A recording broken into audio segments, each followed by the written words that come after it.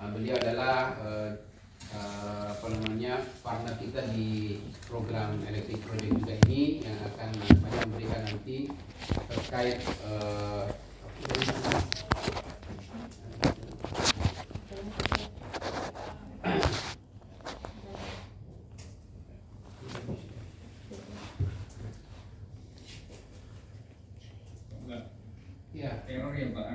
iya. Jadi mungkin sekitar kurang lebih 1 jam lah Pak Jenal untuk memberikan materi kepada adik-adik di sini ya. Pak Yuni kemarin sudah memberikan materi juga. Mungkin kita persilakan saja kepada Pak Jenal untuk lanjut untuk memberikan materi pada hari ini. Silakan Pak Jenal. Baik, ini tapi suara saya terdengar nggak Pak Ivan ini? Dengar, jelas. Terdengar engineer. Jelas. Nah, tapi ini saya nggak bisa ngapa-ngapain. Iya. Lebih camnya. Betul dulu. Di situ suara kami terdengar nggak, Pak Jenal? Iya, jelas. Oh iya, tapi gambarnya juga enggak ini ya. Gambarnya enggak. Materinya bisa di-share aja sih. Kita tampilkan di sini bisa enggak? Bentar.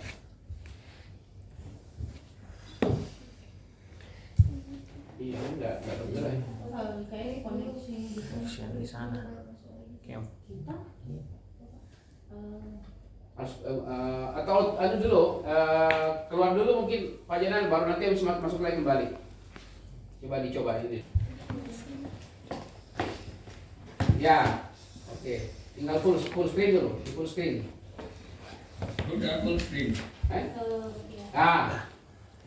Oke, silakan. Oke.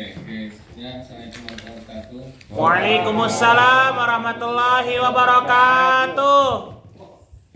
Selamat siang Ivan dan Bapak Ibu semuanya, dan juga adik-adik itu ya, terkait dengan Sanokes pada tahun ini gitu ya, mengangkat tema yang sangat spesifik, yaitu mengenai kulit gitu ya, teknologi kulit.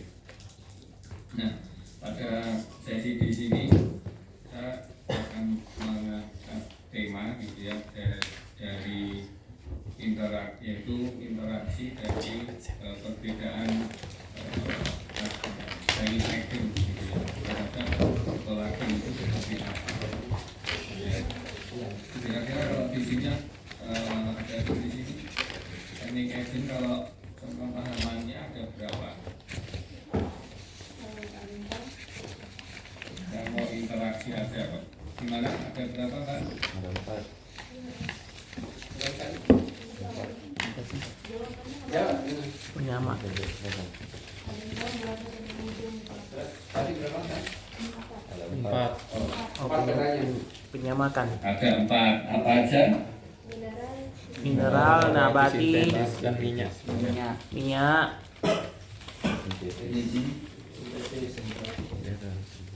krom, Oke. Dan apa? Minyak dan krom. iya engineer. Nah, jadi ada 6 gitu ya.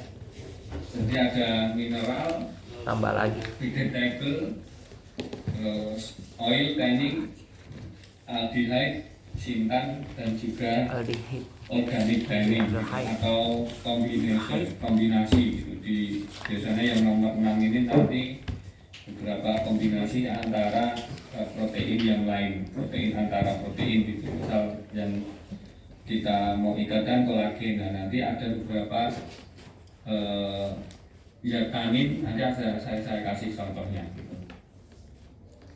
Nah, kalau mineral tanin ya kan ada krom, aluminium, zirconium, dan juga fosforium ya.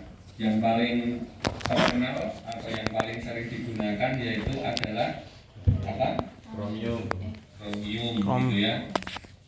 Nah, ini sedikit mengenai interaksi dari mana, bentar kayak kok oh ini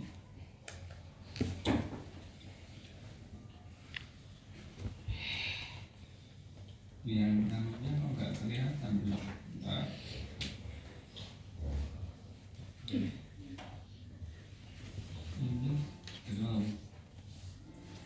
Oh, ini nih.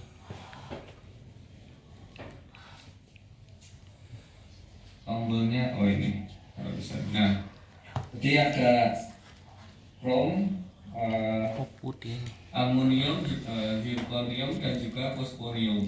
Ya, dari tiap penyamak tadi gitu ya, yang masih di dalam mineral tanin gitu ya, ternyata ikatan antara kolagen dan zat penyamak itu dia mempunyai ikatannya berbeda-beda.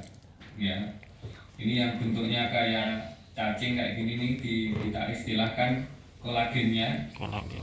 Kan kalau di protein itu kan di depannya itu kan ada amin ya, NH2, dan juga diakhiri karboksilik acid.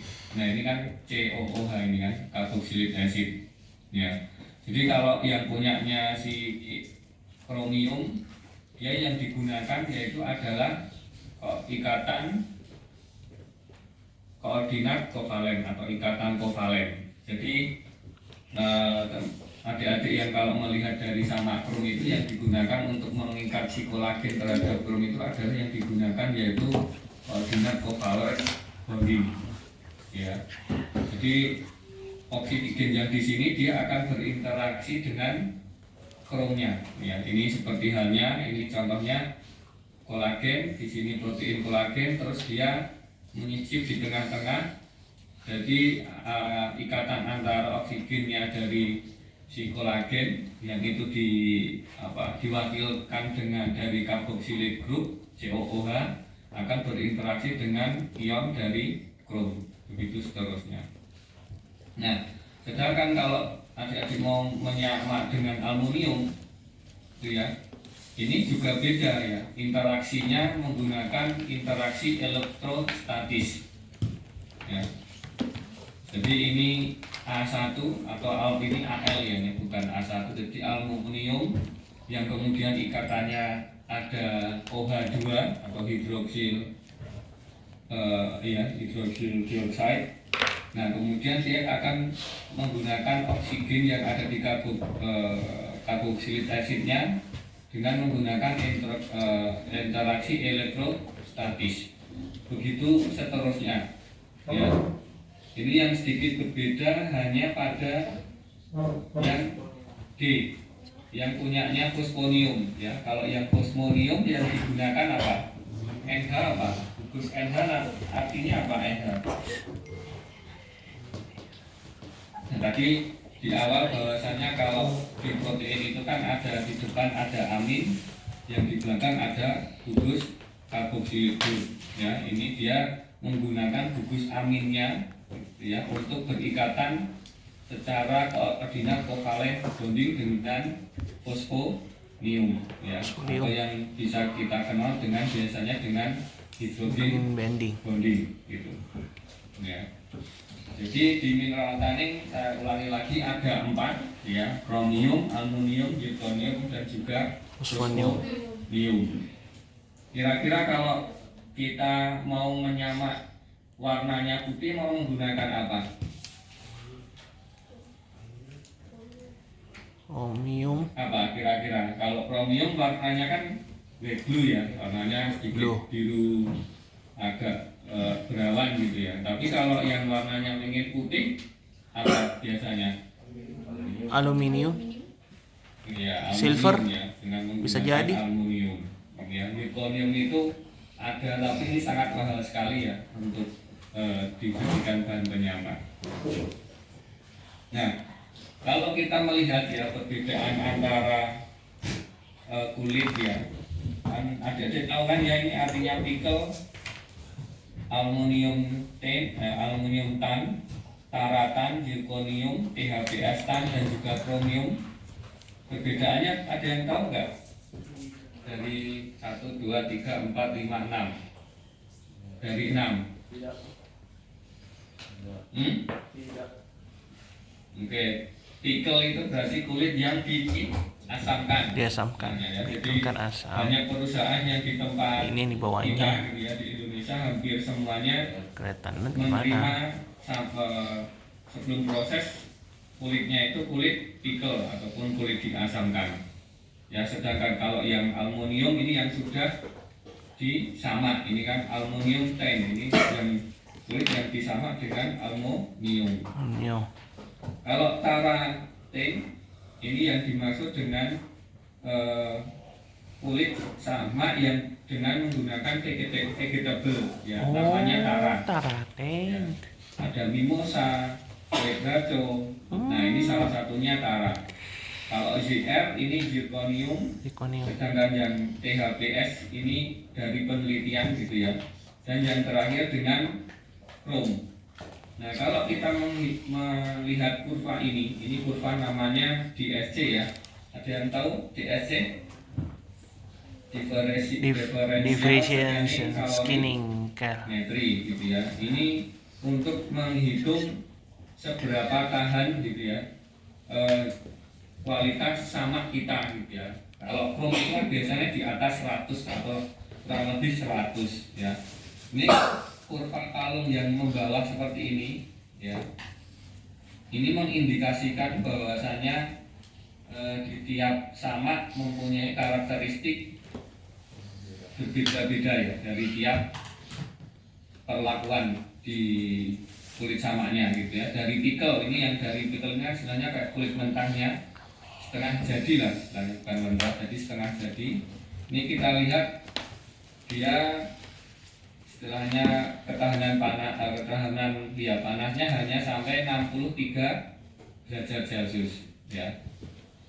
Sampai kita ke krom ini hampir di 95 derajat Celcius. Nah, itu kenapa banyak sekali penelitian gitu ya yang ingin itu mengganti ya, mensubstitusi krom dengan bahan penyamak yang lain gitu ya. Meskipun hampir sekarang 90% di dunia itu krom sering digunakan, istilahnya masih digunakan ya, meskipun isu antara lingkungan dan sebagainya masih kelihatan gitu. Nah, kalau kita melihat secara shrinkage dan denaturasi temperaturnya gitu ya, ini TS itu temperatur shrinkage, kalau yang TM itu apa? Temperatur melting gitu ya. Kelelehan. Jadi seberapa, kalau yang temperatur melting, tahu melting enggak? Kelelehan. Daya bakarnya. Ya, jadi ini melihat seberapa tahan ya. Jadi dari pickle, aluminium, vegetable, zirconium, fosforium dan krom. Ya, kita lihat sangat beda sekali ya. Jadi aluminium yang paling di bawah, vegetable, zirconium, fosforium, dan yang kromium yang paling tinggi. Jadi ini kenapa si krom ini masih bahasanya ya masih berjaya di dalam dunia industri penyamakan, sering digunakan. Nah, yang kedua yaitu vegetable tanning gitu ya. Ini biasanya kita temukan di dalam tanaman ya. Contohnya kalau yang sering familiar yaitu menggunakan apa? Mimosa gitu ya. Ada mimosa, ada kue braco, ada tara, dan ada beberapa bahan penyamak yang lain ya. Jadi kalau kita melihat di sini, saya mau menggambar sebentar drawingnya. Oke. Nah, ini jadi yang di sini sama-sama merah, sebentar saya tirukan. Nah, ini kalau yang di sini ya.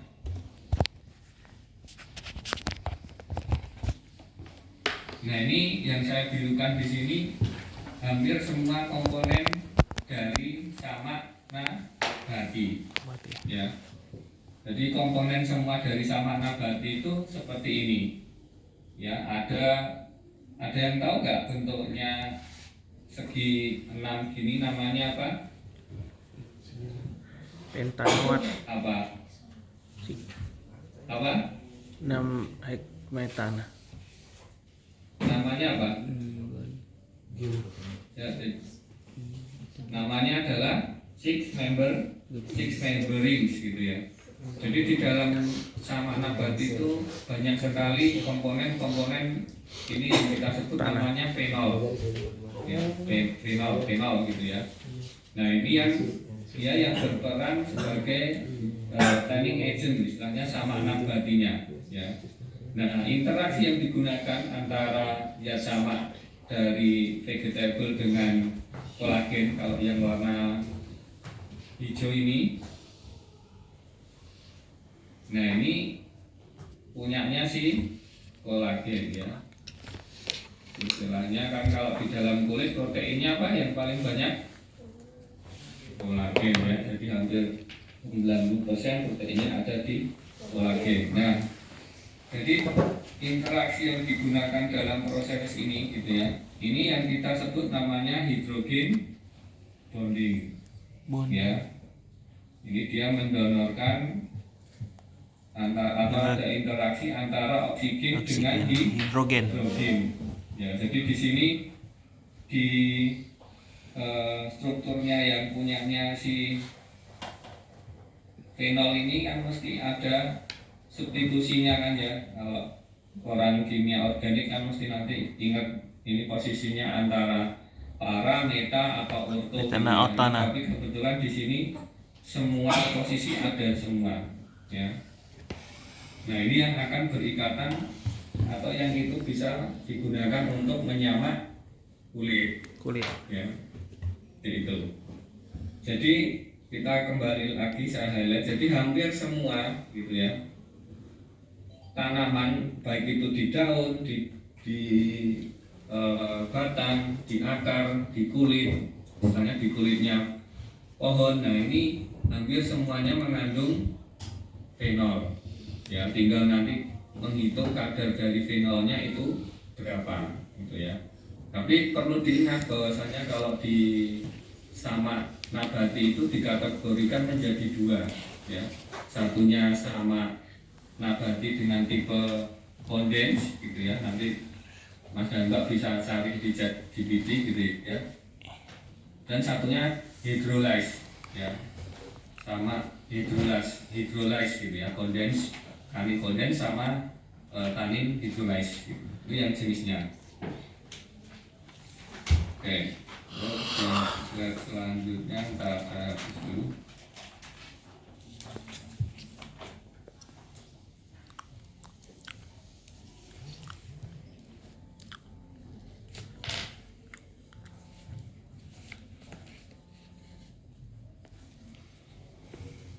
Ini sudah, nah ini beberapa paper yang nanti bisa dicek aja gitu ya, dari paper mana gitu. Nah sedangkan yang ketiga ya, yaitu oil tanning gitu ya. Jadi synthetic version of oil tanning is to use sulfonyl chloride which react predominantly with amino group ya. Jadi kata kuncinya di sini mana tadi? Sulfonyl klorid. Ya, kata kuncinya Kolagen. Dia berikatan dengan amino grup amino. Jadi kalau di protein itu kan di depan ada amin, COOH min engineer. NH2 ya. Ini udah konsep dasar yang nanti adik-adik harus perlu ingat gitu ya. Kenapa kok ini naik turun nanti bisa dicek. Ini kan C, ini C, ini C, ini katanya ada H, ini H gitu ya. Ini ringkasnya aja gitu ya. Jadi ada NH2, ada karboksilit group. Iya. Tadi kan kalau kita lihat flashback tadi yang sebelumnya kan ada yang berikatan dengan COH kan ya. Nah ini yang digunakan tiap tanning itu ikatannya antara kolagen berbeda-beda ya. Tapi kalau yang untuk yang oil tanning itu yang dipakai yaitu jadi kolagen ya berikatan dengan NH2 ya. NH2 ini NH2-nya punyanya si kolagen, kemudian dia akan berikatan ini ya, akan menjadi seperti ini. Jadi hanya satunya kan harusnya kan ini kan ada dua kan ya. Nah hanya satunya itu di apa ya istilahnya didonate gitu, dikirimkan ke punyanya si kolagen untuk ke oilnya untuk berinteraksi gitu ya. Nah tapi di sini ada juga asumsi gitu ya, clearly this is not cross-link reaction ini ya. So it is not surprise that the shrinkage temperature is not rise by this time. Nah, dari penyamaan ini gitu ya. Tetapi ada powerful lathering effect and product exhibit similar properties to the oil tenant gitu ya. Seperti itu. Jadi yang digunakan tidak cross-linking reaction gitu ya, tapi dia dengan amino group pada kolagen. Ya. Tapi penyamakan dengan oil tanning ini tidak meningkatkan ini ya, tidak meningkatkan ini ya, distain gitu ya. Temperaturnya tidak akan naik. Ya. Pertanyaan saya kenapa kok shrinkage temperatur ini sangat penting dalam apa namanya dalam penyamakan kulit. Yang bisa berdalih kenapa kok pertama kali yang diukur itu gitu.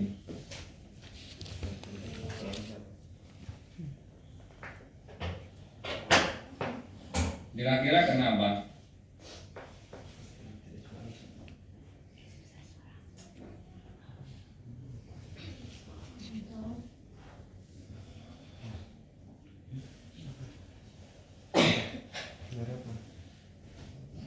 Kenapa?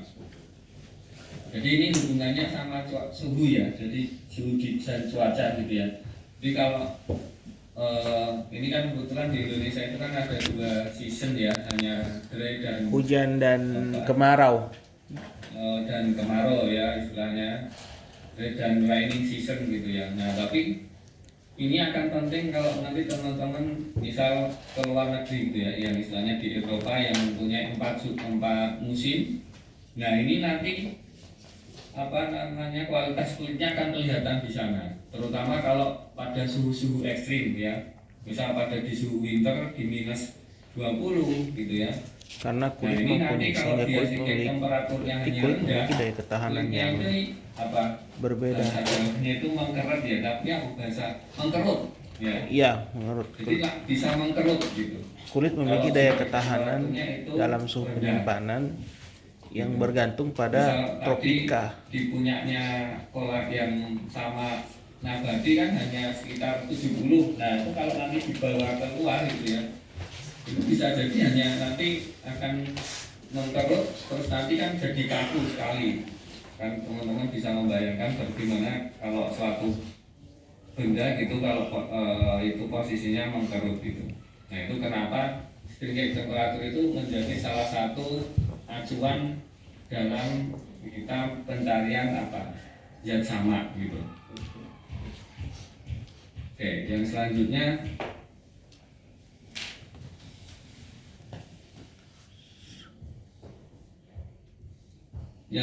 yaitu formaldehyde. Formaldehyde. Nah ini sangat familiar ya, biasanya kalau di apa di bidang reproduksi gitu ya, ada beberapa embrio yang diawetkan, ya enggak? Ya, entah itu embrio atau beberapa fetus yang tidak sempurna gitu ya. Nah ini yang digunakan yaitu formaldehyde gitu ya. Ternyata kalau di penyamakan juga digunakan gitu ya. Ya salah satunya karena fungsinya untuk penyamakan. Ya. Jadi kalau yang di formaldehyde ini sama, interaksinya yang digunakan adalah apa? Amin group. Ini ya ada NH2 di sini.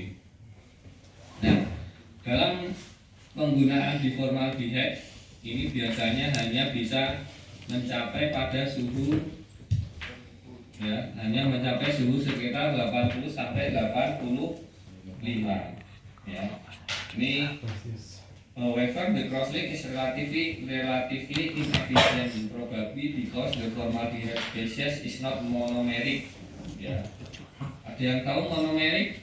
Coba dicek monomeric kenapa?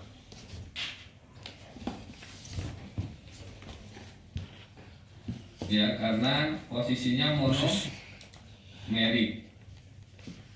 Monomerik. Molekul tunggal, monomer, Ya, polimer, molekulnya molekulnya tunggal, Karena polimer formaldehyde kan hanya apa? Dua. Rumusnya formaldehyde gimana? Nanti bisa dicek ya. Jadi N-hydrogenol highly reactive and Monomer. crosslink can occur at second amino group. Ya, jadi yang terjadi ini ya. Nih. Pada second amino group. Jadi intinya si formaldehyde dia akan bereaksi dengan NH. amino group, Amino acid. entah itu yang second atau yang lainnya. Yang pertama ini kan NH2, yang NH2 ini kan punyanya si dari kolagen, terus ketemu dengan apa formaldehyde membentuk ikatan kolagen NH dan juga seperti ini. Ya, kemudian terakhir akan seperti ini. Itu. Jadi ada ada mineral, vegetable oil dan juga aldehyde tanning gitu ya. Nah, di dalam aldehyde tanning ini ada jenisnya lagi. Ntar kita next. Nah, selanjutnya yaitu butalaldehyde. Ya. Ini ada ikatannya juga sama gitu ya. The terminal hydroxy group of polymer are active and capable of reacting with amino group. The polymer itself can interact with collagen peptide chains by hydrogen bonding. Ya. Jadi ini dia menggunakan hydrogen bonding via ini ya. Melalui oksigen Ya, asiklik. spongy and hydrophilic karakter. Ya. Jadi menggunakan terminal group of polymer active and capable of reacting with amino group. Jadi amino group yang ada di dalam kolagen itu sangat berperan dalam bagaimana si penyama itu melakukan pengikatan ya. Nanti jenisnya kan macam-macam tadi ya. Ada hydrogen bonding, ada yang kovalen dan juga yang lainnya. Ya. Ini kalau yang butalaldehyde seperti ini. Ini contoh yang untuk aldehyde ya. Ini tadi ada formal, ada glutarel. Ini kan hanya turunannya, turunan dari butalaldehyde. Yang kelima yaitu Sintan. ada yang pernah dengar namanya sintan? Apa Belum. kira-kira? Belum.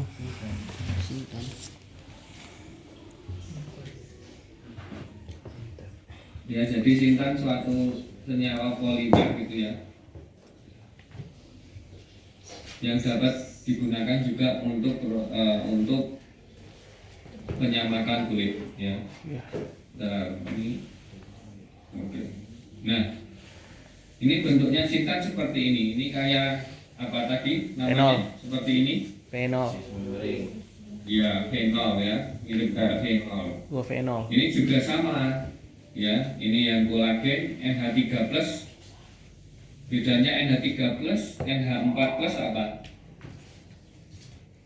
Kan pernah dengar kok NH4+ ya. NH3+. Enggak, mana ya?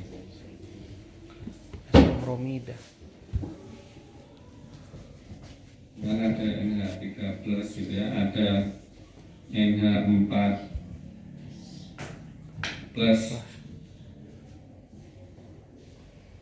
Ini apa namanya?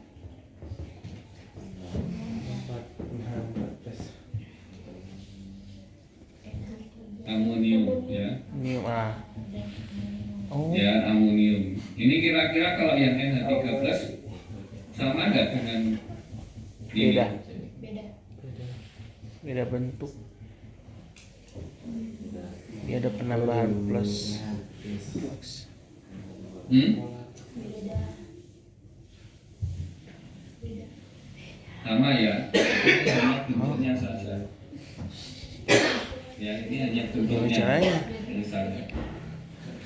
Jadi ini ikatannya dari kolagen yang kemudian disimpan itu ada intinya O3S atau S3O yang dia akan berinteraksi dengan amino Oksida sulfat. group. Ya. Oke. Now, in this way, reaction set for a glutamate can develop chromatic penetration through the height cross section.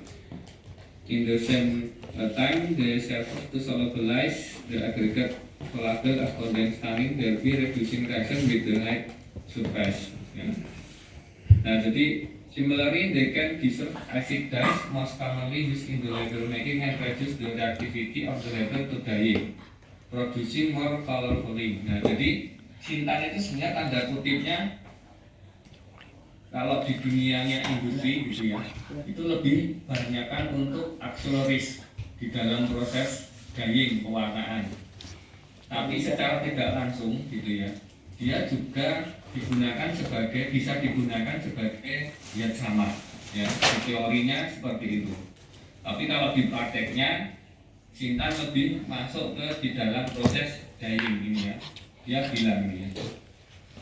Ya ini ya. Most commonly used in leather making and reduce nah ini meskipun dia kebanyakan digunakan sebagai leather making itu untuk penyamakan kulit ya. And reduce the reactivity of the leather to dyeing, producing more level coloring ya.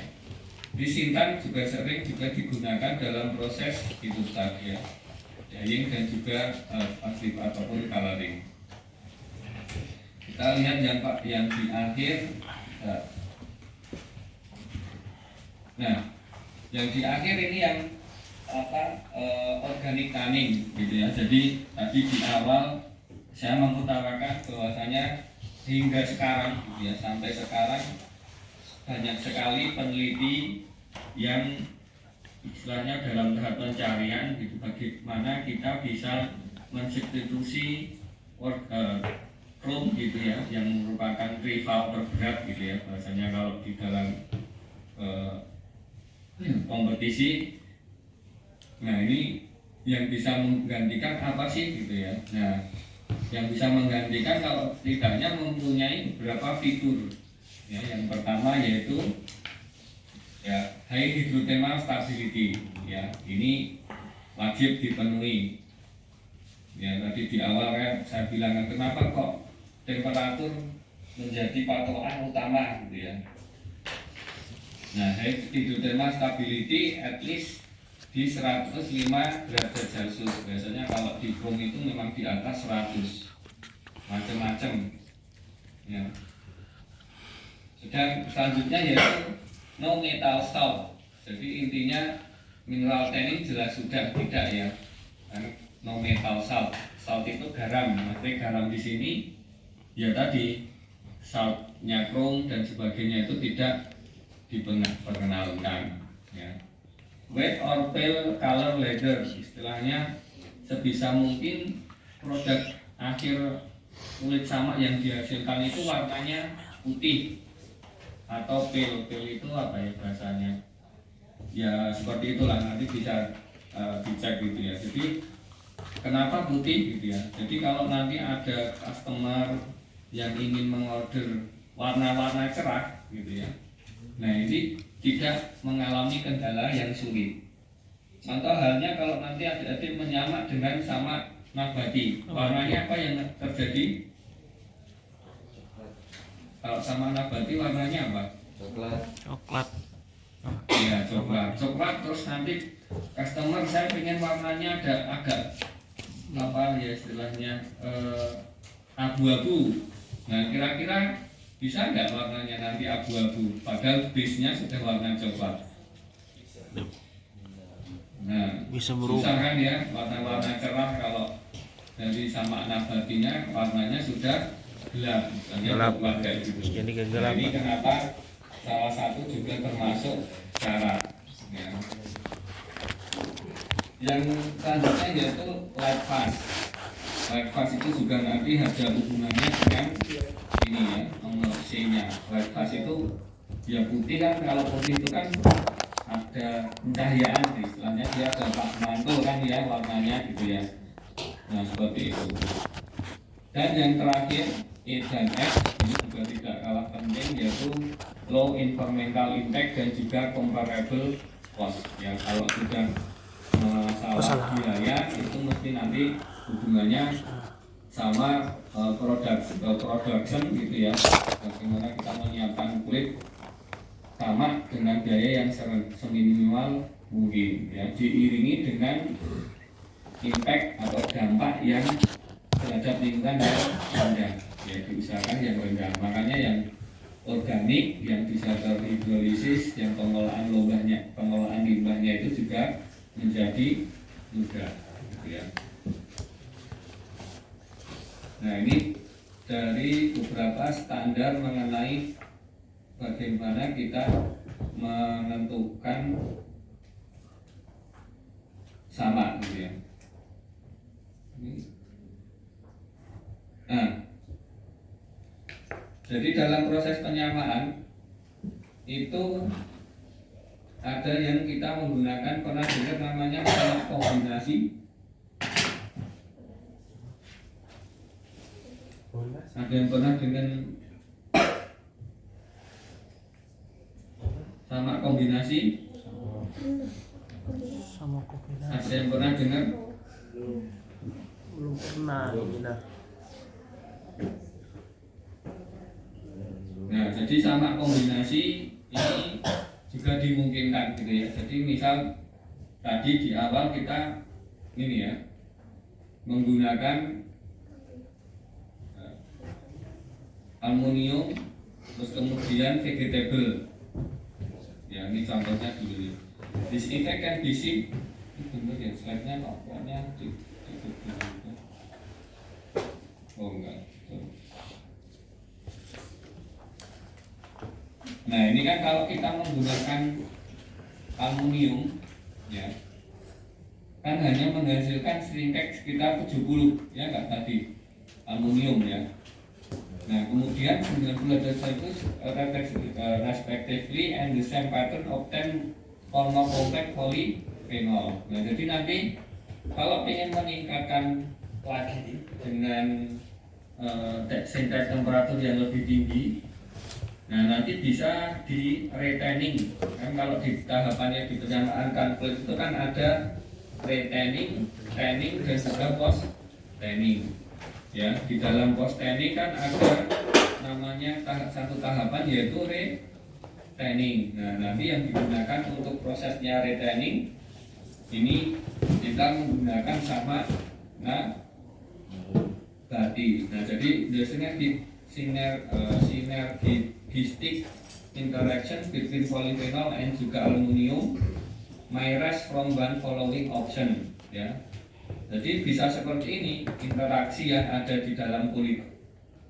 Jadi yang pertama si kolagen berinteraksi dengan aluminium, ya, kemudian diikuti dengan vegetable. Atau begitu juga dengan sebaliknya, bisa dengan vegetable dulu, baru kita menggunakan aluminium. Nah ini yang kita sebut dengan sama kombinasi. Jadi tidak menggunakan sama tunggal, tapi dengan menggunakan kombinasi seperti itu. Jadi samanya tidak satu. Nah pertanyaannya, misal kita mau menggunakan sesama sama mineral, kira-kira boleh nggak? Misal pertama kita sama menggunakan aluminium. Tidak bisa. Nah, terus kita mau menggunakan retaining, kita gunakan sama menggunakan chrome. Kira-kira gimana?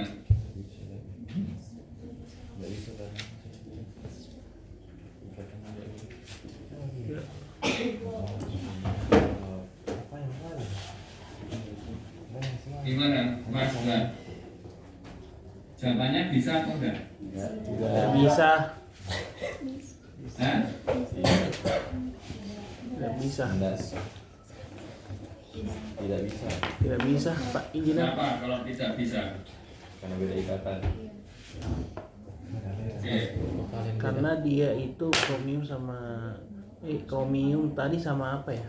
Kromium sama Nah, jadi intinya aluminium itu dia kalau beda logam, selama beda karakteristiknya. ikatannya itu berbeda, ya ikatan tangannya antara Katanya. sama satu dengan yang lain itu berbeda, itu nggak apa-apa. Tapi kalau dia sudah berikatan dengan ikatan yang sama, dia akan mengikat dengan siapa? Logikanya kan kayak gitu. Iya. Misal tadi krom, ya kita flashback sebentar ya di paling belakang. Nah ini ya. Misal ini krom dia menggunakan oksigennya dari karboksilit group kan ya. Nah terus yang aluminium juga sama, oksigen ya dari oksigen. Sedangkan yang lain sama juga kecuali yang fosfonium.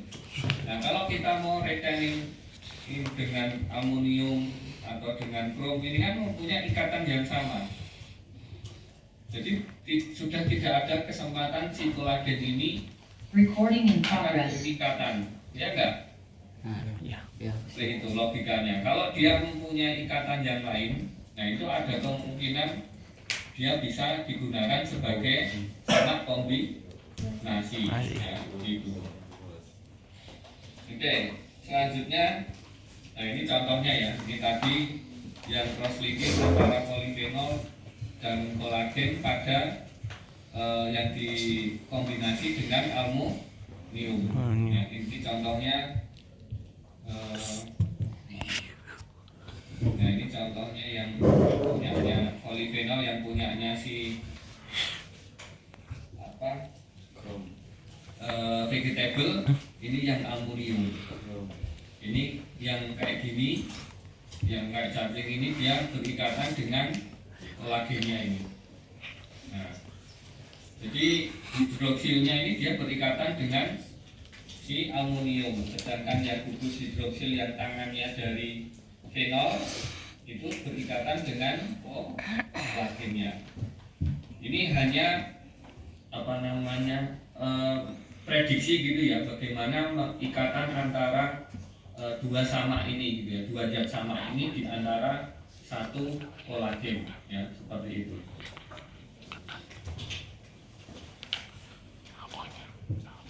Nah, many metal can form dysfunction depending on affinity for phenolic hydroxide, but aluminium is the best. Jadi ya ini karena penelitian sebelumnya ya, jadi kalau teman-teman mau membuat kombinasi yang digunakan hampir seringnya itu bukan krom dengan krom dengan vegetable, tapi yang digunakan yaitu aluminium ya.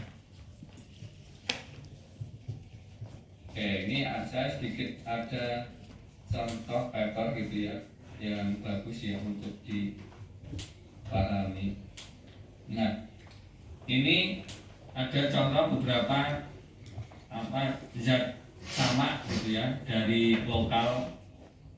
Baik, ini kebetulan penelitian di mana ini namanya orang India kalau nggak salah.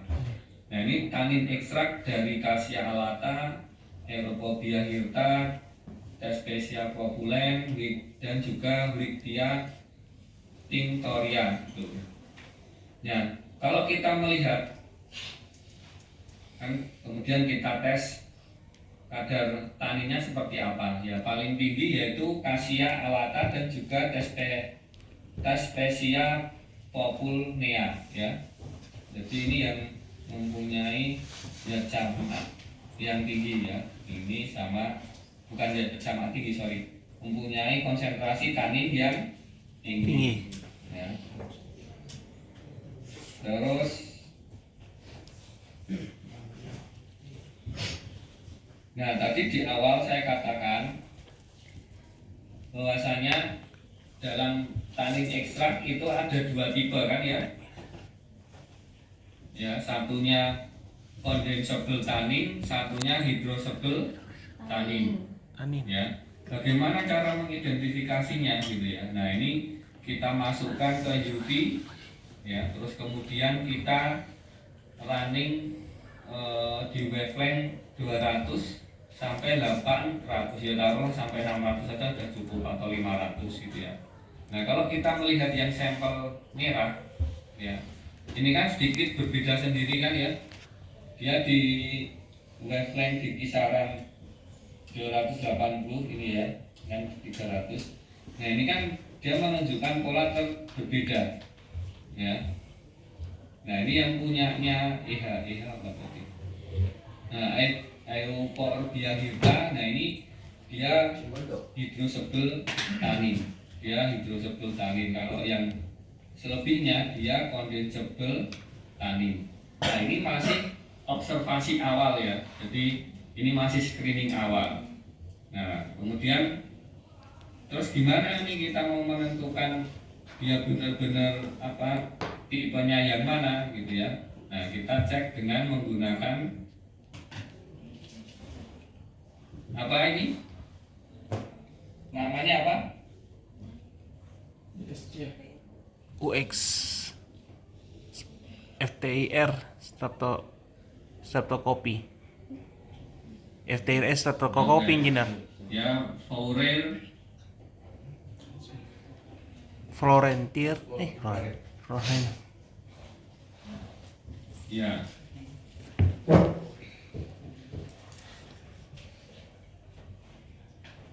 grafik. Jadi ini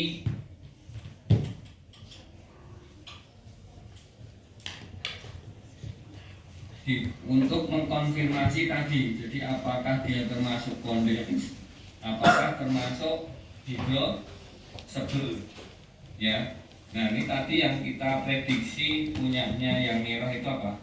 Euphorbium hirta. Oke, Euphorbium hirta itu yang B. Nah yang B kan ya, yang D apakah? Yang biru hijau WD. Nah kalau kita melihat di sini yang paling berbeda apa? Punyanya apa?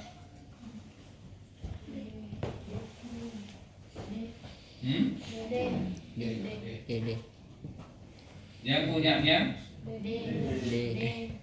Di atas. ya, punyanya D ya.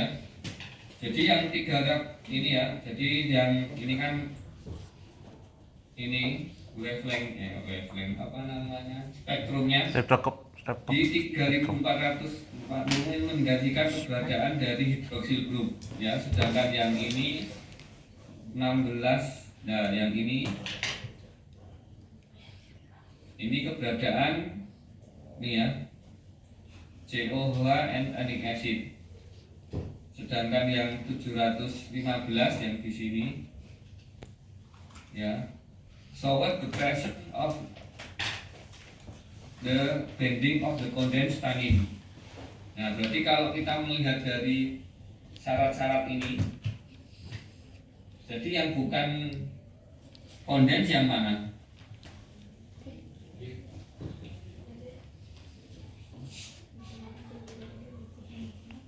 Yang apa? Jadi yang D ya.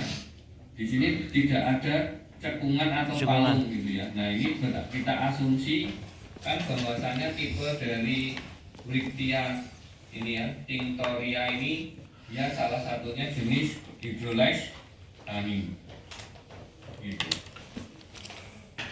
Nah tapi kalau kita ngecek tadi yang di spektrum menggunakan spektro yang warna hijau kan ya. Nah ini warna hijau memang karena nggak ada palungnya sih di sini ya, langsung turun aja gitu ya.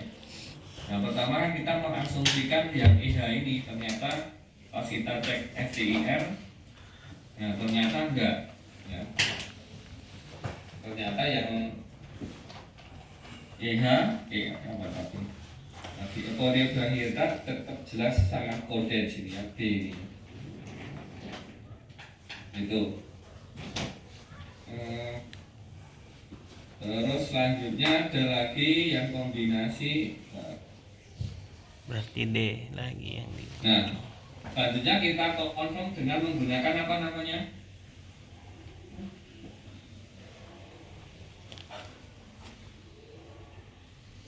CMS. CMS, Ya, menggunakan gas gas kromatografi. Ya, gas kromatografi ya. Ini gas kromatografi MS. Ya, ini yang A. Ini yang A, ini yang B, ini yang C, ini yang D. Tadi yang berbeda yang apa? D kan ya? D. Yang berbeda tadi apa tadi?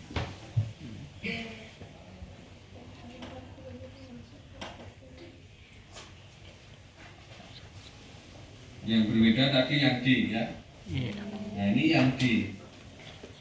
Nah kalau kita melihat seperti ini, ya kita kalau di GC kan kita tahu kan ya di beberapa molekul yang keluar di sana apa saja gitu. Tapi harus kita tahu marker, istilahnya penanda bahwasanya itu memang benar tipikalnya dari sama dari kondens gitu. Kalau kita melihat seperti ini kan agak susah ya. Ini juga semua ada kan ya, di sini juga ada, ini juga ada, tapi yang di depan sini kosong. Ya, ini hanya ingin melihat saja seperti apa sih perbedaan dari beberapa 4 tanaman tadi. Gitu. Meskipun sebenarnya kalau secara GC itu bisa untuk dibedakan. Oke. Nah, yang selanjutnya ini yang terakhir ya. Ini bahan organik, salah satunya dengan apa ini namanya? Alanin, glutamic acid, lisin, apa? Apa itu?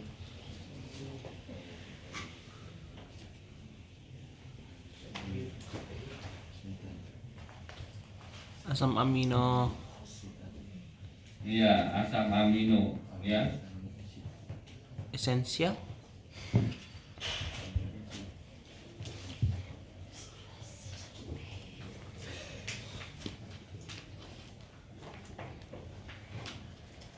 Ya, ini apa namanya, penyamakan dengan menggunakan anatural amino acid. Jadi asam amino yang tidak biasa gitu ya. Kalau teman-teman yang ada di laboratorium itu kan biasanya yang digunakan kan dengan konfigurasi yang L kan ya. Iya. Masih kan enggak ini kenapa kok ada L atau D? Kalau di zaman SMA itu kan ada R, ada S. Ya. Nah ini Bahannya di penelitian ini mereka menggunakan asam amino gitu ya sebagai penyamakan kulit. Ya. Kita lihat ya hasilnya kayak gimana. Nah ini tadi sama ya DSC. Jadi ini ada BCS, vegetable aldehyde, dialanin dan aldehyde. Nah ini kombinasi gitu ya. Jadi asam amino dengan aldehyde, diglutamic acid, dilisin dengan aldehyde. Nah ini yang warna ungu ini yang sangat bagus ini ya. Warna ungu, ya warna pink sorry. Nah ini dia bisa mencapai di sekitar DSC 125 dengan sama kombinasi ya. Kita lihat karakter yang lain. Nah ini penampakan pada apa kayak gini? Mikroskopis. Elektromagnetik. Ini bagaimana posisi irisan dari si zat penyamak yang setelah dilakukan penyamakan. Nah ini beberapa hasil dari apakah zat samaknya itu mengenai biodegradability-nya, apakah bisa didegradasi dengan mudah. Nah ini juga dicek ya. Mungkin itu dulu saja Pak Irfan. Ya. Ini tamat. Mungkin kalau ada pertanyaan dari adik-adik. Ya, oke, terima kasih Pak Jenal atas presentasinya hari ini. Mungkin kita buka dulu beberapa pertanyaan sedikit. Masih ada beberapa waktu mungkin sampai pukul 2:45 ya. 2:45 ya. Ya. Jam berapa lama Bang? Saya mau ngajar Oh, lagi. enggak, oh, maaf, Wita, ini Wita kau nih. Wita. Oh. Ah, Wita. 145 kalau di sana ya. Berapa ya? 145 ya. Saya geser ini jamnya. Sorry. Ada pertanyaan? Silakan. Silakan kalau ada. Bayu, ada mau ditanya?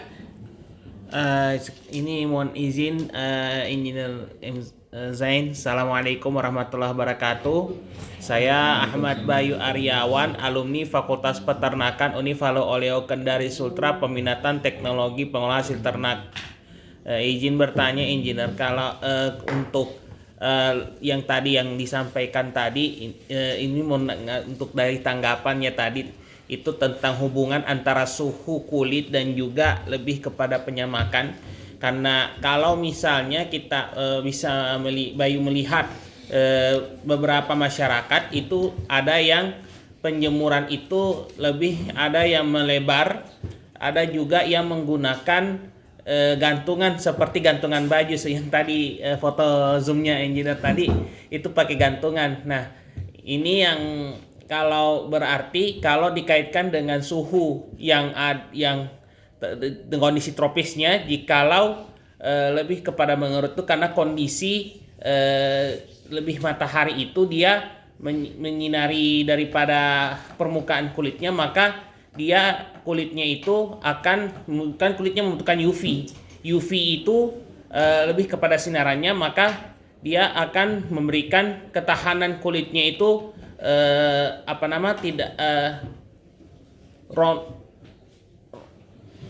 kalau dikatakan mulus walaupun memang masih banyak yang berbulu lagi dan tetap smooth juga, tetapi begitu sebaliknya kalau pada musim hujan itu dia bisa basah kembali hanya ketika kalau berbeda dengan kita misalkan menyimpan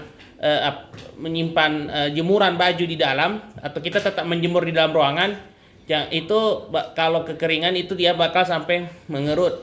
Hanya mengerutnya ini dia lebih kembali kepada bagaimana suhu di dalam ruangan itu bisa mencukupi agar kulitnya jangan sampai dia mudah berlipat seperti itu, engineer.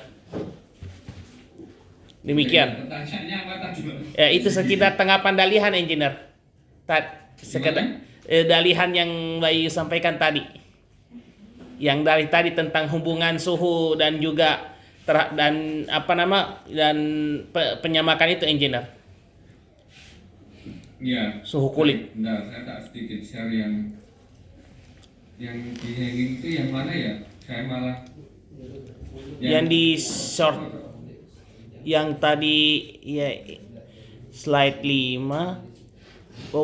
Bukan engineer 5, di awal-awal yang slide 4, slide 4, 5, 6, 7, 8. Ya, itu tentang masalah oil tanning. Tadi pertanyaannya gimana? Bukan pertanyaan, itu dari yang terkait tadi tentang suhu mohon maaf kalau tidak salah dengar, suhu kulitnya itu, engineer. Mohon maaf sebelumnya. Maksudnya yang oil ya? Iya, betul. Ya, maksud saya jadi kita perlu garis bawahi gitu ya. Jadi pertimbangan pertama kita untuk mencari suatu yang penyamak itu pertama yaitu adalah suhunya dulu, gitu ya. Bagaimana suhunya itu, apakah bisa melebihi atau setidaknya itu setara dengan room, ya. Itu yang perlu digarisbawahi kalau kita ingin istilahnya pencari yang sama, gitu ya, pencarian yang sama agar bisa mensubstitusi dengan roomnya, gitu ya. Itu kenapa kok suhunya sangat tinggi ya, salah satunya itu tadi ya, Karena kalau kita selama di tropis ya nggak masalah gitu ya. Tapi kalau itu nanti kulitnya dibawa di daerah yang sangat ekstrim pada suhu yang sangat rendah di minus 20, nah dia akan mengalami pengerutan gitu. Misal tadi kita cek, kita menggunakan apa namanya sama yang vegetable kan, dia setidaknya melting temperaturnya kan di 70. Nah nanti kalau kita bawa di suhu yang ekstrim, ekstrimnya bukan masuk tinggi ya, istilahnya ekstrim yang bawah, nah dia akan mengkerut. Wah, jadi nanti kalau tadi Pak Sinten, Bapak atau Mas siapa? Bayu Aryawan Ya, engineer. Pak Bayu gitu ya. Iya. Bisa pakai sepatu dengan ukuran sudah 40. Itu kebetulan sepatunya kulit. Ya, kalau di bagian atasnya yang upper itu kan kulit. Nah, kebetulan samanya yang dipakai kulit, samanya yang dipakai untuk kulitnya yaitu sama dari nabati. Nah, Nabati. kemudian dibawa ke suhu yang ekstrim. Extreme. Nah itu nanti akan terjadi itu, sepatunya akan sesak, akan apa ya bahasanya apa Pak Ivan, akan sesek gitu ya, istilahnya dia dari 40 dia akan mengkerut bukan berarti ukurannya ya, mengkerut yang bagian kulitnya, Bagiannya. dia akan di sekarang mungkin di 38 atau 39 seperti itu. Makanya kita memerlukan suhu dari penyamaan itu yang tinggi. Biar waktu pengkerutannya itu tidak terlalu ekstrim. Ya. Begitu Pak Bayu. Iya. Ada? Masih ada yang mau Itu sih. Cukup ya. Ada yang Oke, lain? saya kira cukup Pak Jenal materi hari ini. Terima kasih atas pemaparan pada hari ini yang luar biasa ininya ya materinya. Baik, dengan mengucapkan alhamdulillahirrahmanirrahim kita akhiri Waalaikumsalam warahmatullahi wabarakatuh. Masih semangat? Masih Pak. Oke, karena mungkin Masih banget. dari pagi sampai saat ini dapat materi terus pasti agak panas otaknya tuh. Jadi kalau untuk materi ini tuh materi yang sebenarnya berhubungan dengan kita di peternakan, terutama mendekati nih Idul Adha. kurban. Siapa yang biasa bantu menyembelih di masjid dekat rumahnya? Tidak ada Pak. Bantu menguliti atau bantu potong daging. Bantu banting. Nah, Bantu mengangkat, Pak. bantu juga itu. Oh. Nah, untuk hari ini mungkin saya share sedikit tentang bagaimana teknik untuk menguliti, sekaligus mungkin bertanya juga teman-teman sebelum kurban nanti, siapa tahu aktif nanti di masjid Pak atau di Rahman. kampungnya. Pak Rahman, kalau Bayu sendiri waktu S1 KKN Ya. di Konawe Selatan, hampir dekat dengan gerbangnya Kota Kendari, Pak. Ya. Itu biasa, mohon izin, Bayu bantu untuk ininya memantau pemotongannya di sana pakai yang taplak itu, sekaligus lebih membantu pemotongannya. Berarti sudah terlibat Bayu di kurban biasa. Iya, waktu KKN. Waktu Tanah Bayu juga kebetulan focusing juga di tentang bagaimana penanganan daging kurban di sana. Mantap sekali Bayu. Iya, Kalau Pak. yang lain, Akbar.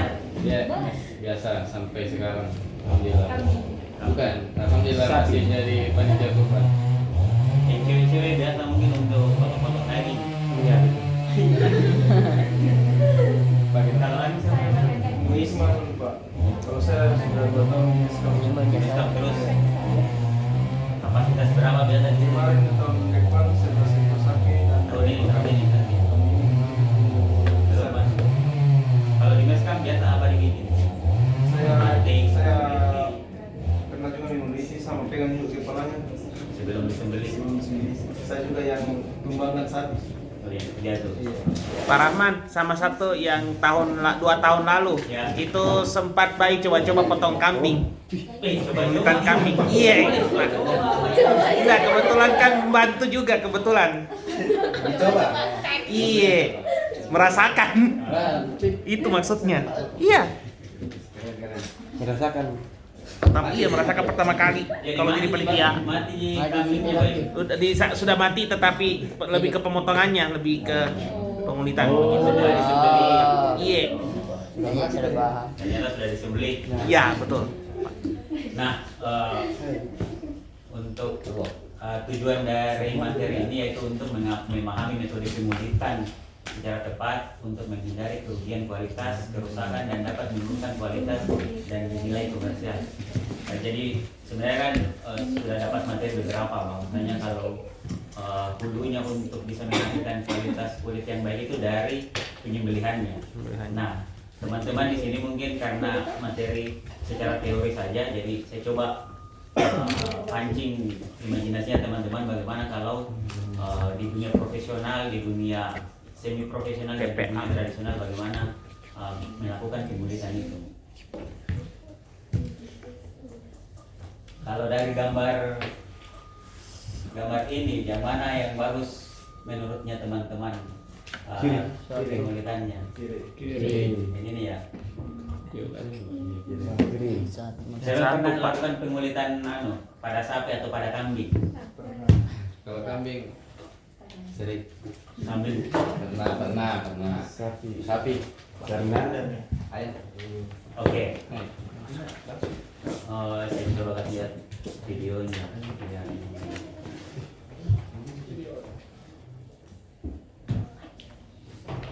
Ini sudah menggunakan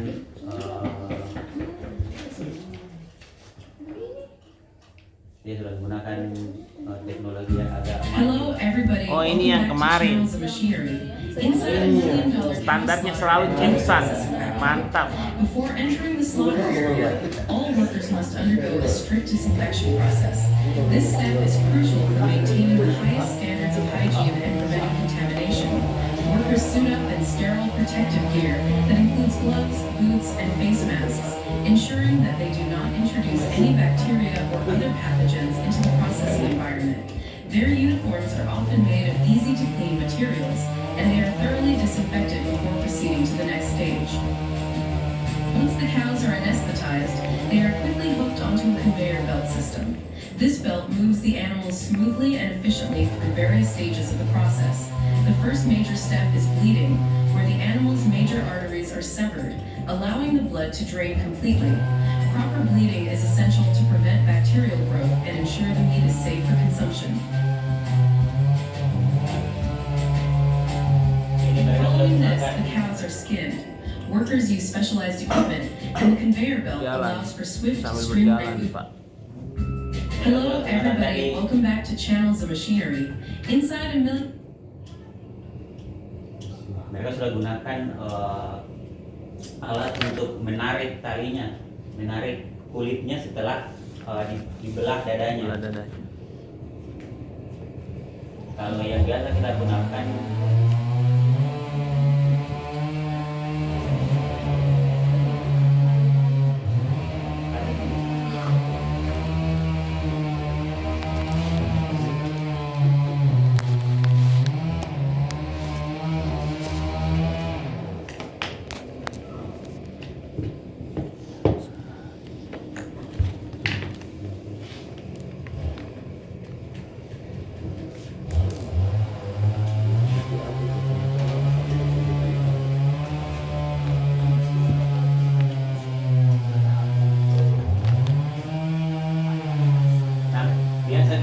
kalau untuk penulisan untuk di sapi ataupun di kerbau itu pasti kita pisahkan dulu kepalanya, gunanya untuk mempermudah kita membalikkan ini sapi agar dia menghadap ke atas.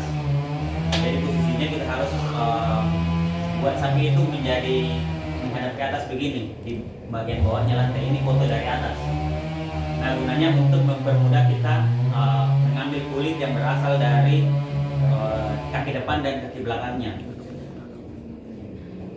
Jadi yang kita potong itu dari sini dulu, kaki depan, kemudian kaki belakang.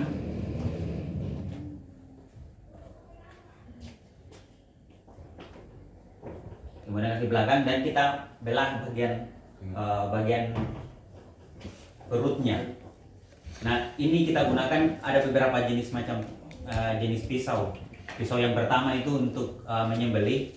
Dia itu biasanya minimal 2 sampai 2,5 dari panjang leher dari ternak ini. Minimal biasa kalau kita di pengolahan di belakang kita gunakan yang 25 cm. Nah, ini untuk mempermudah kita mengeluarkan darahnya. Kemudian pisau kedua dia itu agak melengkung. Nah, gunanya ini untuk memisahkan kulit dan otot atau daging yang dari ternak ini. Nah, umpamanya ini bagian kaki depannya pasti kita belah dulu. Kalau kita gunakan pisau yang lurus begini, pasti kena dagingnya. Dan bisa jadi kulitnya itu teriris. Hanya kalau kita gunakan pisau yang agak melengkung begini, dia palingan ujungnya kita gunakan, kita hanya ambil dari sini. Kalau yang ini kan kita tidak bisa kontrol. Ini bisa saja kalau mirip begini bisa kita belah juga. Kita belah begini atau kita belah begini. Nah, ini jenis pisau skinning namanya. Ya, skinning. Bayi pernah dengar Iya, skinning? ya pernah. Nah, pisau yang kedua yaitu untuk memisahkan daging sama tendonnya, sama tulangnya. Dia itu ciri-cirinya pisaunya itu agak kecil. Hanya dia memiliki panjang itu sekitar 10 cm. Nah, ini gunanya untuk masuk di sela-selanya, pokoknya di ruas tangan ataupun di belakang sini, di punggungnya, tulang punggungnya. Teman-teman kalau umpamanya berkecimpung mungkin sering terlibat di pemotongan, pasti kebiasaan itu hanya satu, digunakan pisau. Nah, itu yang bisa menjadikan kalau kita gunakan pisau kita bisa saja agak susah untuk menguliti karena pisau itu ada fungsinya masing-masing. Kalau yang lurus-lurus itu kalau bukan untuk memotong daging, dia pasti untuk menyembelih.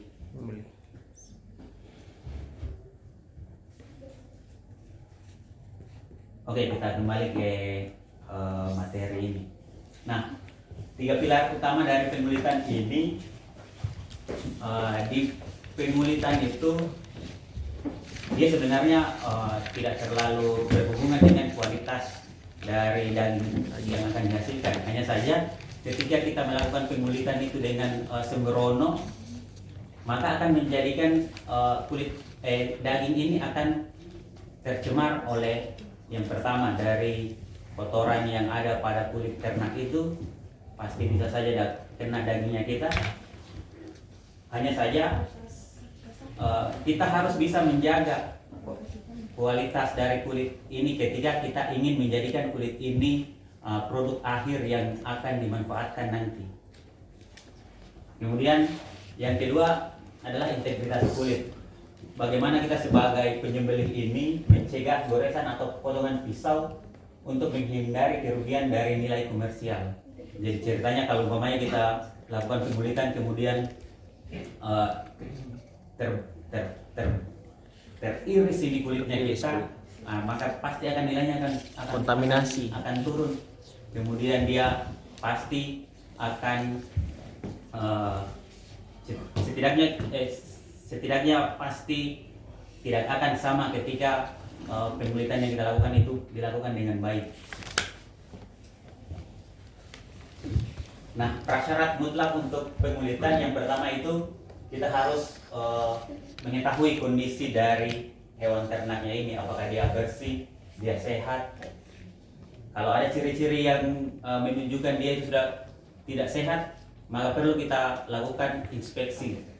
Karena biasanya kalau untuk apalagi ibadah kurban ini, pasti kita mengharapkan sapi yang kita sembelih itu memiliki kesehatan yang baik, karena tujuannya adalah ibadah. Kemudian proses kedua adalah penyembelihan. Kemarin sudah dijelaskan sama Prof Yuni dengan sangat gamblang bahwasanya untuk menyembelih itu yang pertama harus agama Islam ataupun ahli kitab, kemudian harus memiliki peralatan yang baik, terutama kalau untuk pisaunya harus tajam supaya ketika kita sembelih bisa dilakukan dengan cepat. Kemudian ketika penyembelihan kita harus tuntas keluarkan darah. Nah, ini gunanya selain keharusan supaya kita mengeluarkan darah dari tubuh hewan itu dengan cara disembelih, juga indikasinya pada kulit itu dia bisa mencegah bercak biru atau hitam yang dapat timbul pada kulit ketika tidak sempurna pengeluaran darahnya. Kemudian suhu karkas. Di sini kita harus karkas yang kita olah harus dieksekusi saat karkas masih hangat agar pelepasannya lebih mudah. Karena kalau seumpama kita sudah potong kemudian kita tinggalkan beberapa saat, maka akan susah untuk kita pisahkan dari kulit dan dagingnya. Nah, untuk tahapan awal itu biasanya kita pasti akan melakukan sayatan ataupun penyembelihan. Peralatan yang kita gunakan yang itu adalah pisau yang ini tadi, pisau untuk menyembelih. Kemudian prosedurnya potong pada tulang belakang akan pada dia kalau pada sapi itu biasanya ukurannya 1 jari, 1 kepal tangan dari dagu. Kalau untuk kambing biasanya 3. Kalau untuk ayam 1 jari. Itu biasa standar yang digunakan di rumah-rumah potong hewan. Karena itu yang dijelaskan Prof Yuni kemarin, seperti dia perlihatkan bahwasanya posisi dari pembuluh darah itu berada kalau untuk di sapi dia berada di sini keluar semua. Kalau agak ke atas itu dia pasti akan melebar karena dia akan menuju otak. Kalau terlalu ke bawah juga dia sudah mulai masuk ke daerah tulang. Jadi makanya biasanya itu paling aman itu dari sapi 5 jari ini dari dagunya, seperti itu. Nah, kemudian untuk penentuan pola sayatan ini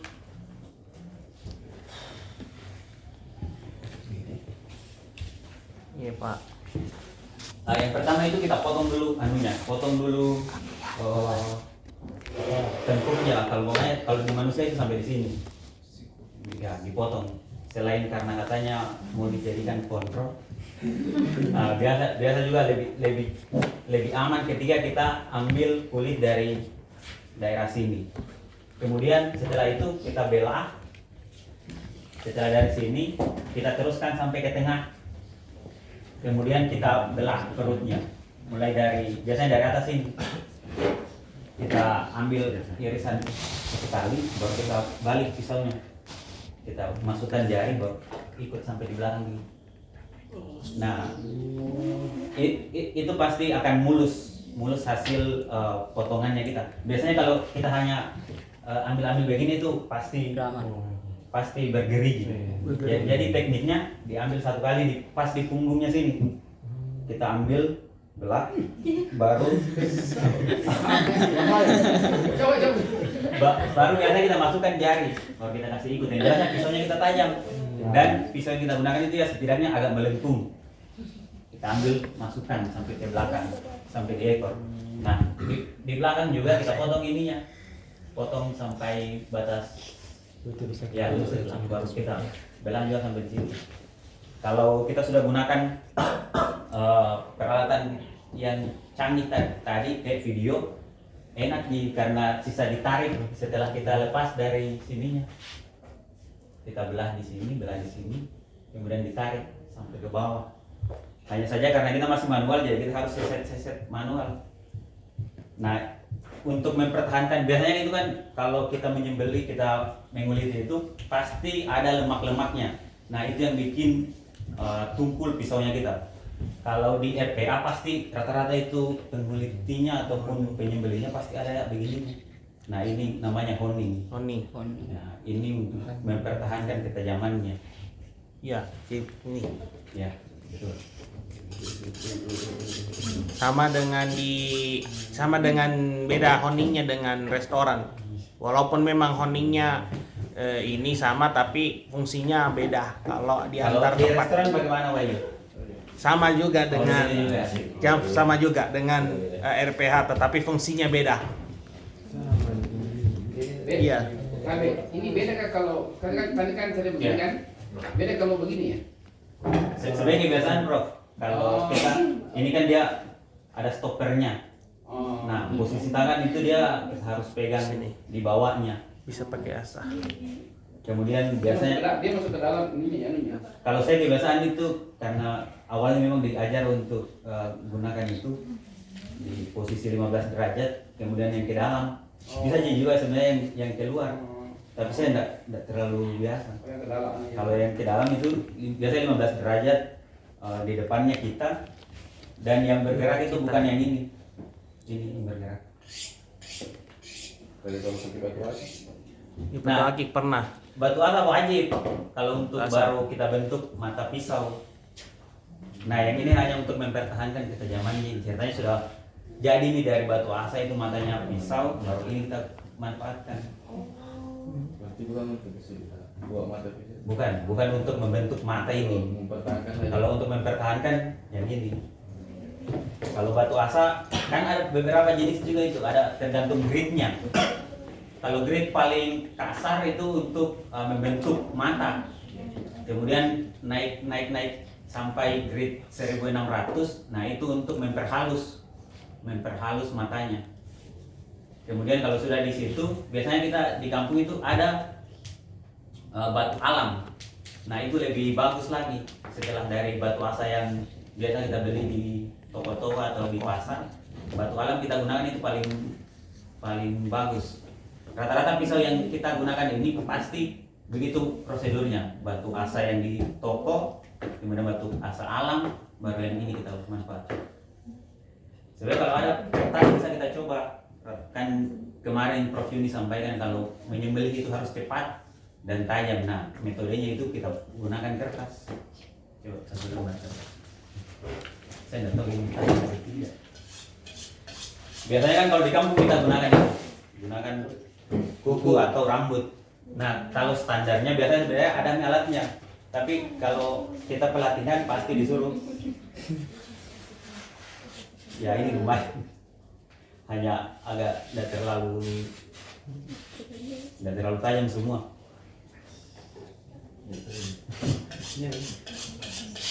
Biasanya kalau apalagi di peternakan itu kan ada juru sembelih halal. Betul, jureha. Nah, ini mereka tesnya, mereka harus bisa mengasah pisau sampai ujiannya itu kalau umpamanya bisa terpotong sampai di bawah, berarti bisa dianggap kompeten lah istilahnya. Agak lama tidak dipakai. Rindu. Merindu. Coba buka cincin dulu.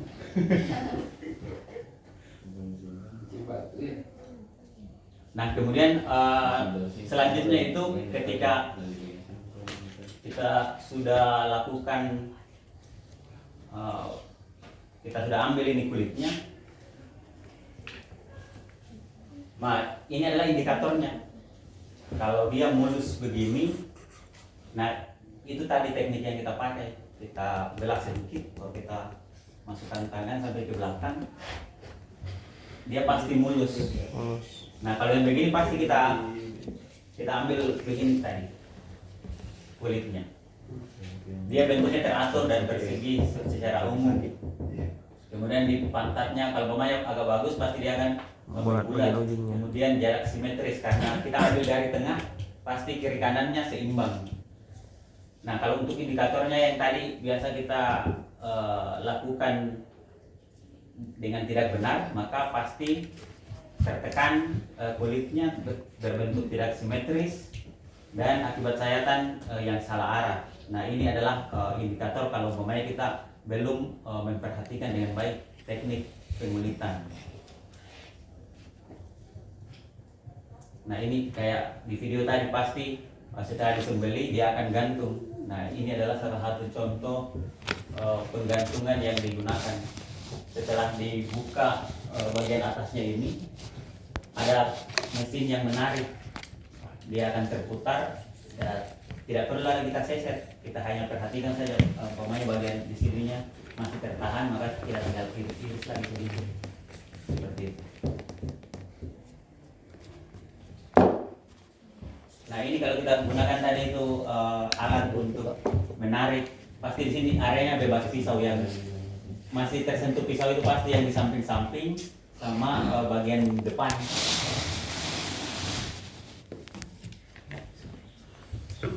Nah, penggunaan pisaunya itu hanya pada jaring yang keras seperti di leher atau bahu, diakhiri dengan sayatan pada bagian tanduk. Kalau seumpama tidak terpisah tanduk kepala sama badannya.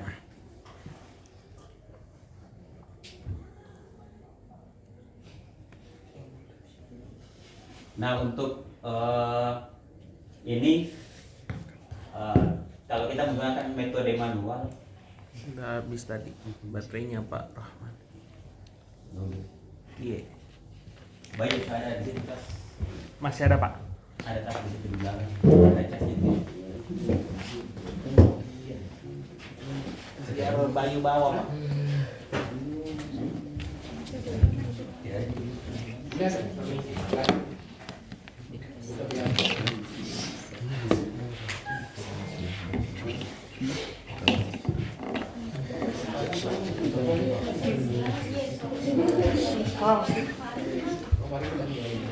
Bukannya kantor emisi cuma tadi. iya.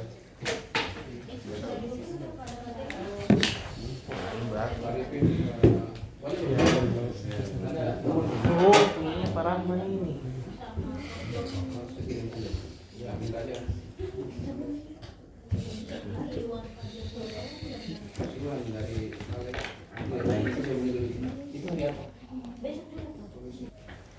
Metode manual yang biasa kita lakukan di Idul Kurban itu membutuhkan pengalaman pisau yang cukup tinggi, karena tidak ada bantuan dari peralatan yang bisa mempercepat kerjanya kita. Nah, kalau untuk yang sudah mekanis, kita hanya perlu memperhatikan tadi bagian-bagian tangan. Kemudian untuk resiko kerusakannya, dia untuk metode manual itu pasti ada peluang untuk rusak, karena risiko goresan yang biasa kalau kita tidak gunakan pisau yang baik, kemudian tekniknya kita juga agak kurang, maka pasti akan beresiko menggores kulit yang kita miliki. Sedangkan untuk yang mekanis pasti dia akan nihil, karena sistem pengelepasannya dia tanpa bilah pisau. Dan untuk durasinya dia tergantung dari kemampuan skill dari juru sembelinya ataupun yang mengulikinya. Kemudian untuk yang mekanis pasti dia di sini sangat cepat. Sebenarnya ada beberapa gambar. Nah, ini yang digantung. Biasanya itu pasti mereka potong dulu bagian sininya sama kakinya, sama kemudian dibelah di sini, kemudian ditarik. Hello everybody, welcome back to Channels of Cheer.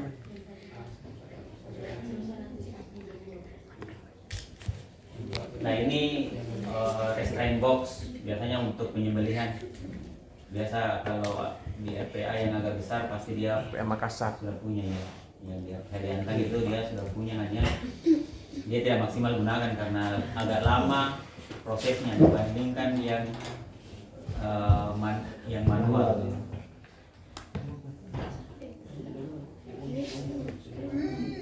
Nah ini ya seperti saya bilang tadi, ada alat, dia dikaitkan dulu di atas, dibuka dulu, kemudian ditarik oleh alat dan ini naik turun orangnya, supaya ketika dia tersangkut mereka bisa iris lagi. Kalau yang ini untuk domba, kalau domba mungkin agak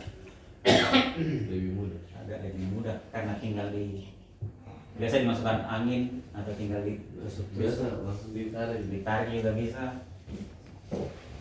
dibuat saya kan Ya,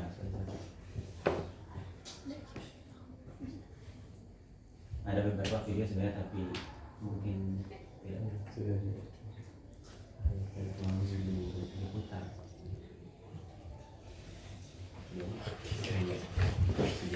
sampai 20 hari 30 sampai 90 detik.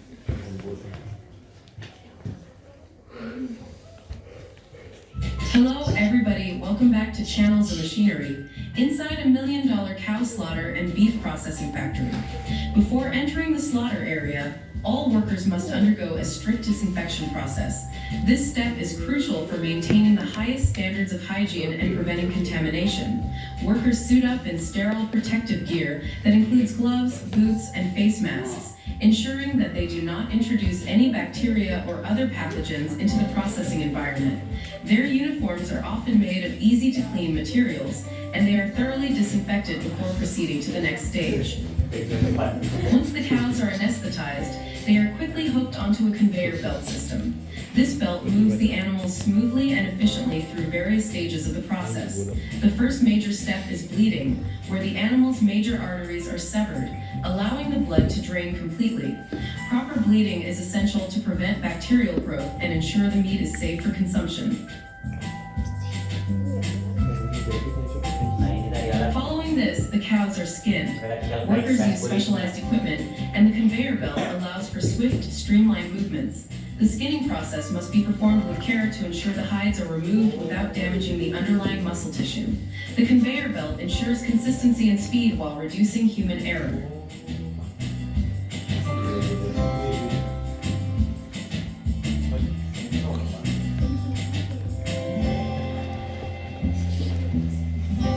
Once the cows have been skinned, the carcass is moved to the organ removal area. Here, workers carefully extract the internal organs, which are separated for further inspection. Some organs, such as the liver, kidneys, and heart, are cleaned and sent for processing, while others may be discarded based on quality standards. This stage is critical, as it requires precision and expertise to avoid contamination and preserve the value of the edible organs. Kalau di Anta nih pasti hanya saja dia bongkar.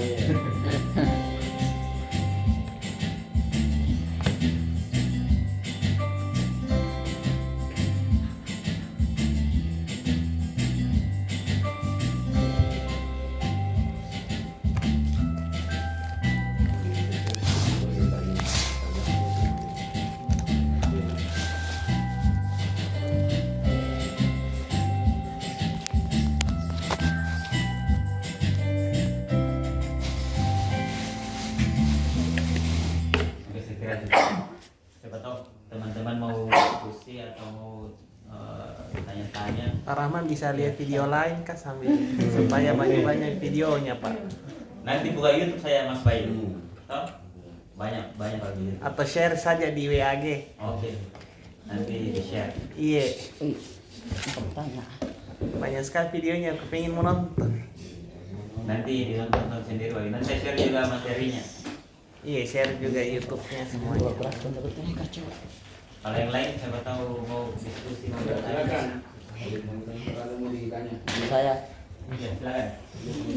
juga baik. Bismillahirrahmanirrahim. Assalamualaikum warahmatullahi wabarakatuh. Waalaikumsalam warahmatullahi wabarakatuh. Langsung saja Kak, itu yang syarat mutlak Kak. Yang tuntas darah Kak, bagaimana caranya ditahu bilang habis itu darahnya itu sapi?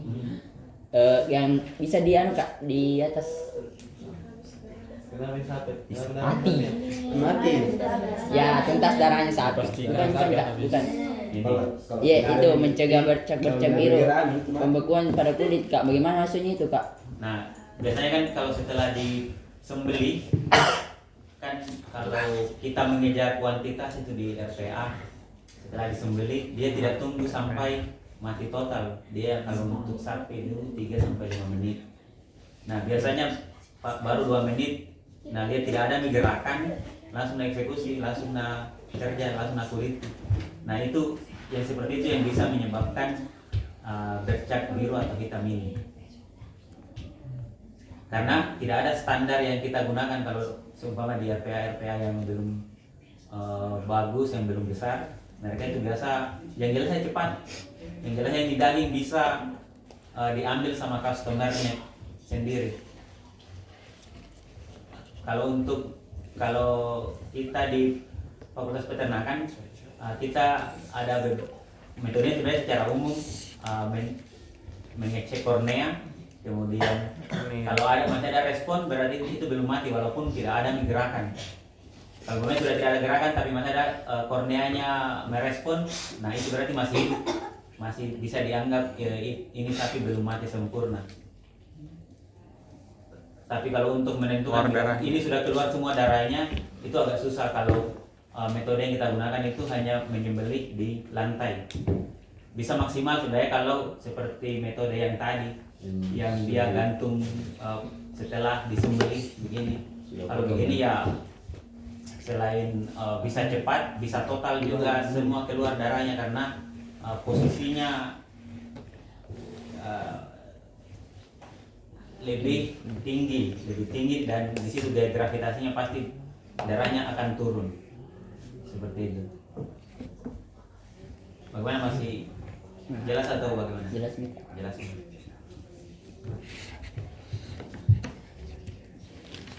Ada yang lain?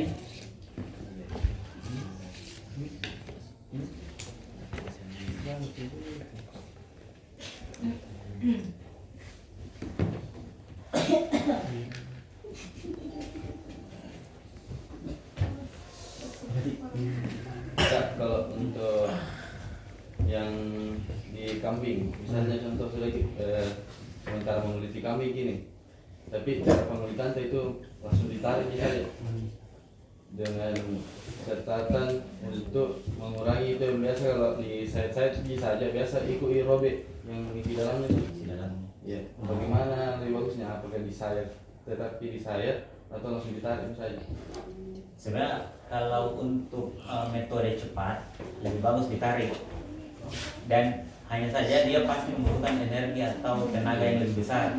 Tapi kalau umpamanya kuat gigi untuk menarik, bisa jadi tarik. Hanya saja biasanya kan untuk keamanan dari kita, kalau tidak bisa ditarik terlalu kencang, mendingan kita gunakan pisau untuk menyayat bagian yang kurang, yang tidak bisa kita tarik secara paksa begitu. Ada lagi yang mau bertanya?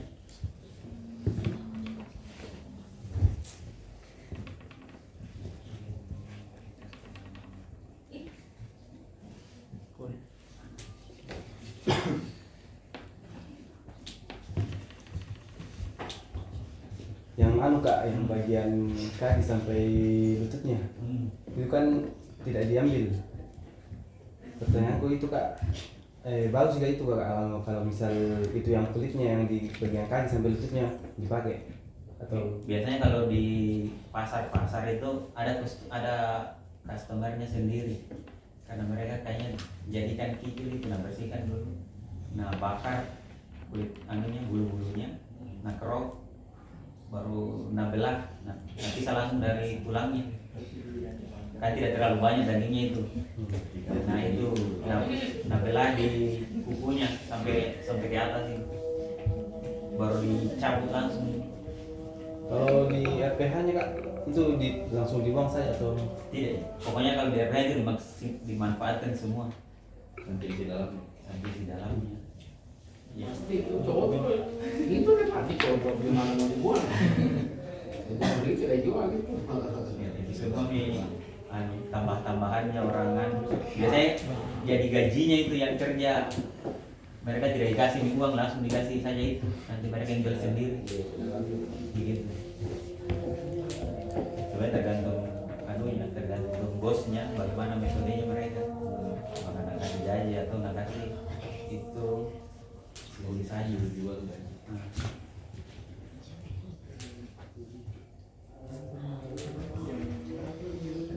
Oke, kalau sudah tidak ada mungkin cukup. Kalau untuk yang kulit itu, kalau ini kan biasanya ya, kalau Bayu waktu magang itu, kalau Bapak masih S2 itu kan lekat di kulit. Ini sama juga dengan Bayu baca TikTok itu beberapa waktu lalu itu kulitnya kan di ini dulu di skinning atau dipisahkan dari lemak-lemaknya. Itu kalau misalnya untuk bisa, mohon maaf, lemaknya bisa dijadikan untuk nilai tambah minyak atau bagaimana, itu masih sedikit kalau kulitnya itu di lemaknya itu, maksudnya lemaknya masih melekat begitu. Karena kan lemak ini kan melekat bukan hanya di dagingnya saja, di setiap sisi-sisinya, apalagi kalau kulitnya. Karena kulitnya besar, kalau lemaknya bagaimana begitu. Kalau di sapi Bali itu yang melekat lemak di kulit itu kurang sekali. Saya kurang tahu kalau yang di sapi jenis lain. Iya. Nanti kalau yang di sapi jenis sapi Bali itu kurang. Karena kalau tidak salah ya, kan jangan sampai ingat-ingat ini kulitnya ada lemaknya di situ atau tidak ya, itu yang Bayu pikir-pikir itu Pak. Jadi sehingga apa yang Bayu lihat itu kan nilai tambahnya dari kulit itu kan ada komposisi lemaknya. Tapi ini kan bagaimana kalau karena yang lemaknya besar bisa dijadikan kayak selain kerupuk lah, paling minyak begitu. Sebenarnya kalau kita di Sulawesi Selatan memang masih kerupuk. Iya, Sutra juga. Karena peralatannya kita kurang. Kalau di Jawa kan mereka sudah punya industri, jadi industrinya iya. Tapi di sini juga sebenarnya biar tradisional juga ada industrinya begitu. Ya, tapi UMKM kebutuhannya tidak banyak kalau kita. Masih keluarga.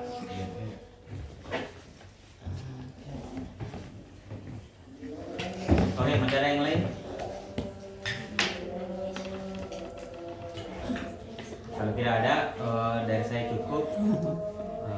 Assalamualaikum warahmatullahi wabarakatuh. Waalaikumsalam warahmatullahi